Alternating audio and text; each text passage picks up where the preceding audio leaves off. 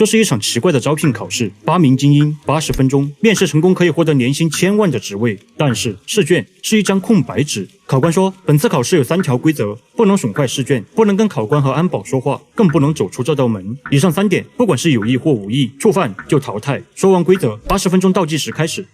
Any questions?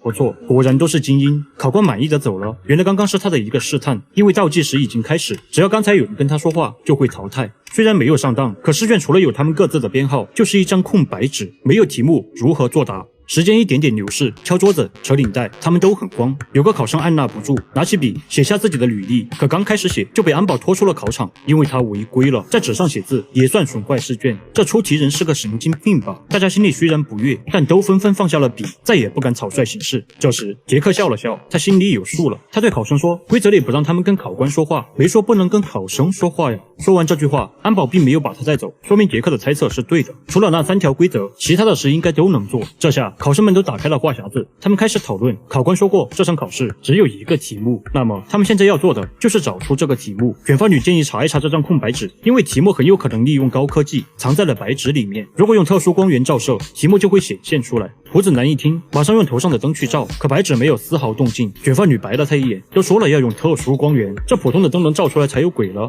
一旁的金发姐看了看墙壁，果然在缝隙里有隐藏的灯管，这是一种应急照明灯，只要房间里没了光源，它就会自动亮起。杰克立即行动，打碎了屋里的所有灯泡。当最后一盏灯熄灭，刹那间橙色的应急灯亮起。这出题人真的是净搞些花里胡哨。所有人都以为题目即将出现，纷纷把试卷拿去照，但他们想多了，哪有这么简单呢？见灯光没用，他们又重新开始讨论。